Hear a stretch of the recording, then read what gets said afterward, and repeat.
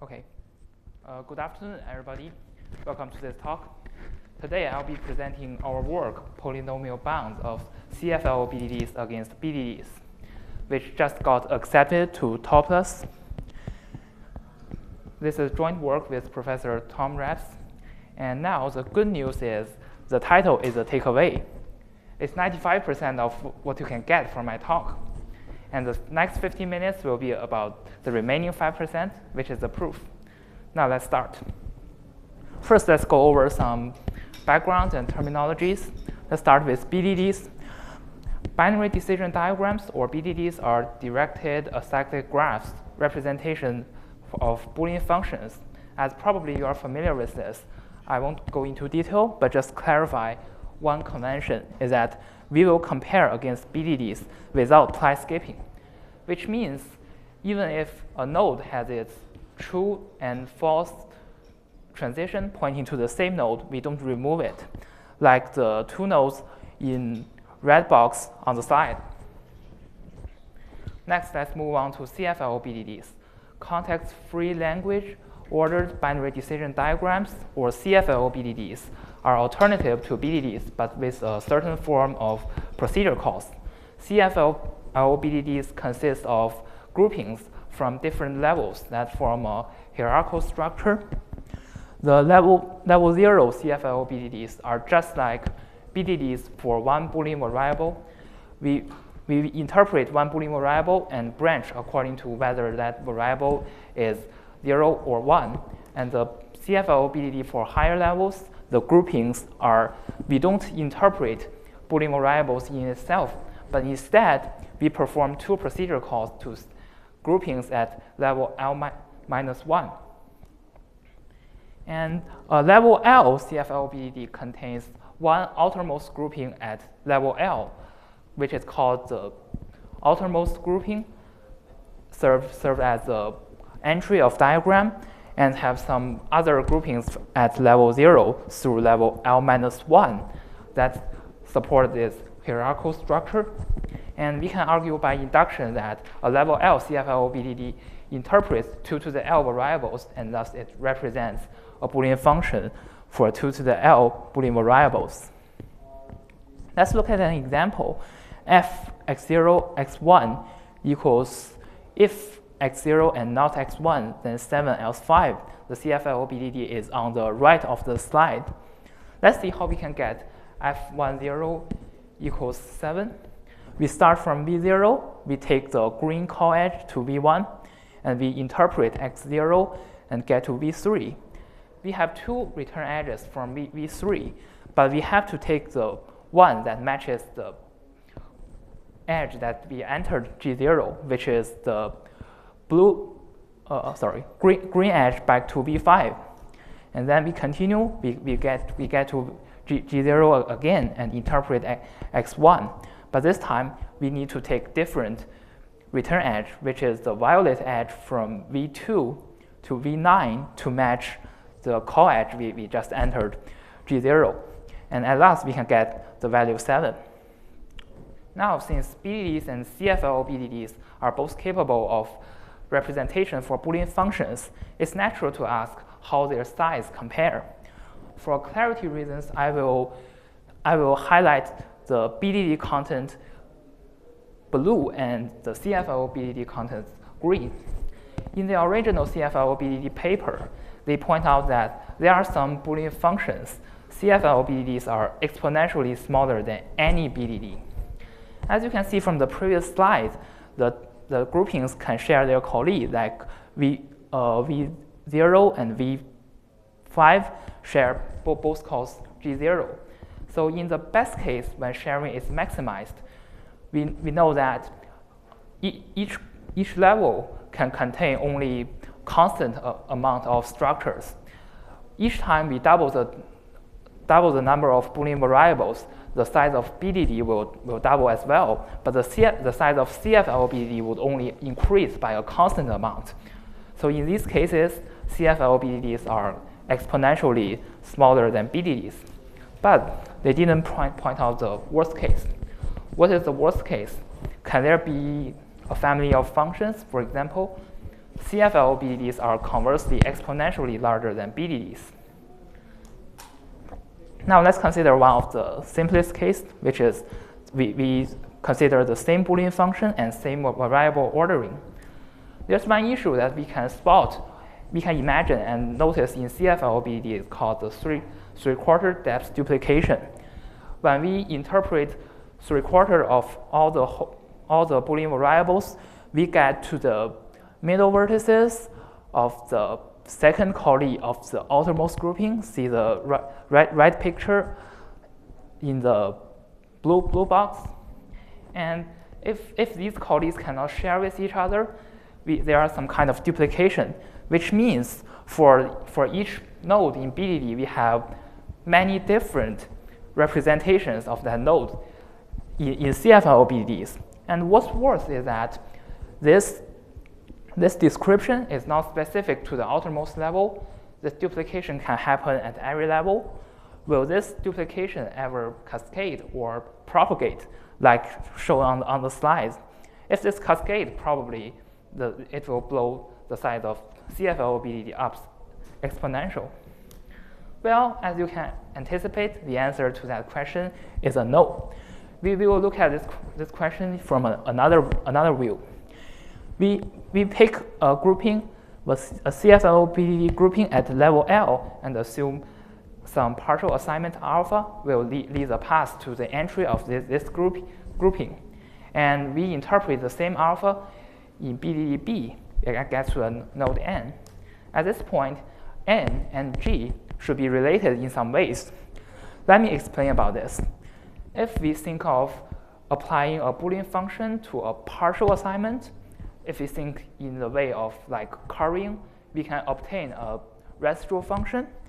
The path, the left one which ends at N and the right one which ends at the entry of G, should both correspond in some ways to this residual function. So they are related in some ways. And if we talk more precisely, let's consider where will we interpret the next 2 to the L Boolean variables.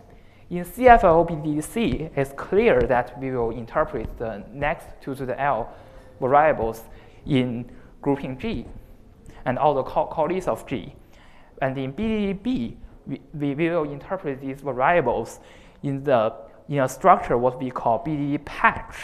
BDD patch means the structures where we can reach, the structures that include N and all the nodes we can reach within 2 to the L steps downward. So at this point, we find out that the grouping G should simulate some BDD patch. We can have the intuition that there shouldn't be that many groupings at level L, because the number of such BDD patches are no more than the number of all the nodes in BDD. So there should be at most that number of groupings at level L. Actually, this is how we formalize the proof in the paper. We don't have time to cover that, but if you are interested, you can refer to that.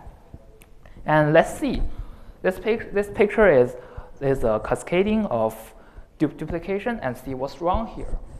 It's wrong at the third outermost level here. We cannot get these groupings to branch up independently like this, but rather these groupings must share.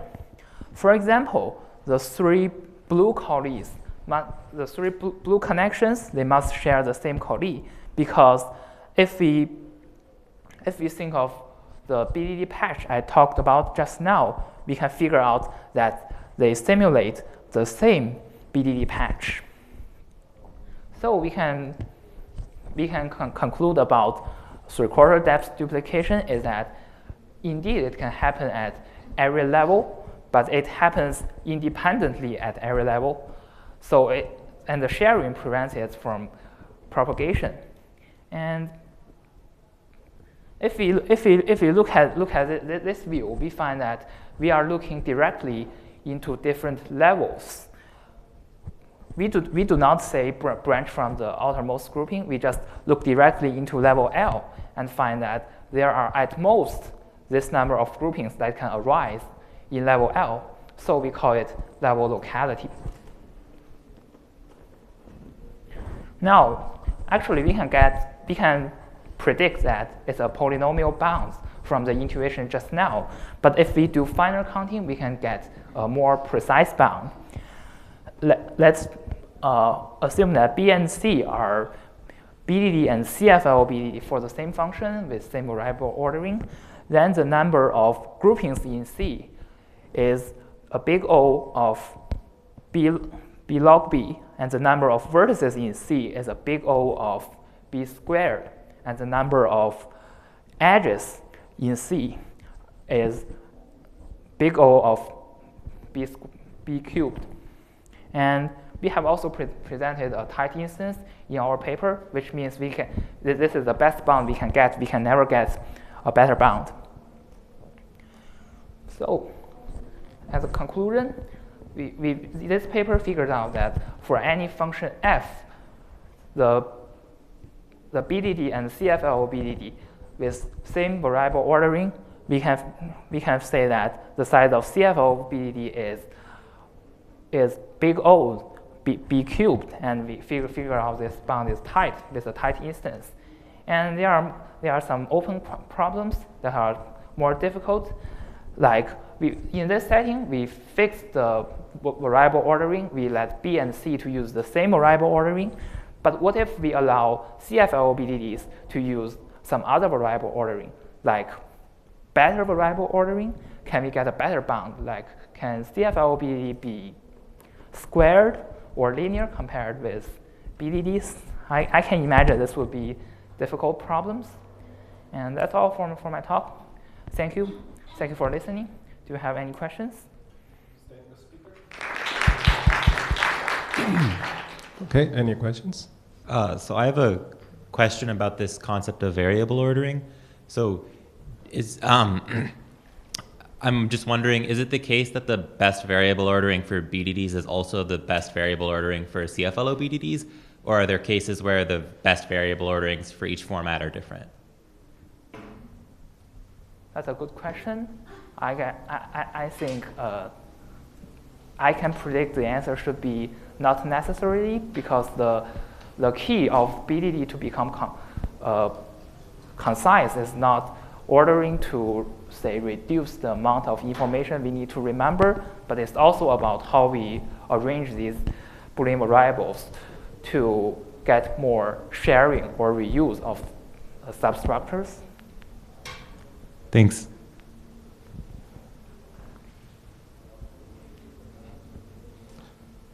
So the examples are sort of you using the correlations, that's Dyke, right? So, but your results is in general, like all CFL, like all the entire CFL grammar, right? What do you mean by the? Sorry, what do you mean by the entire CFL grammar? Like usually we work with a subset of the CFL grammar, right? We work with Dyke, CFL. Yes. But the result is generalizable, right? I guess what you mean is, can we apply it to other CFLs? This is we have to. I think we have to restrict the CFL or the decomposition to be acyclic, because otherwise there's recursive structure. It's more like recursive definition. It will be more expressive and complicated. And this is actually, as I said, it's two procedure calls for each. Two procedure calls that is kind of equal, which means we are trying to divide the bits by half always. We can also do some other ways, like divide the bits into 3 parts, and for all these generalizations, the bound works, but it's not in the paper or in the talk. Okay, great. Thank you. Thank you so much. All right.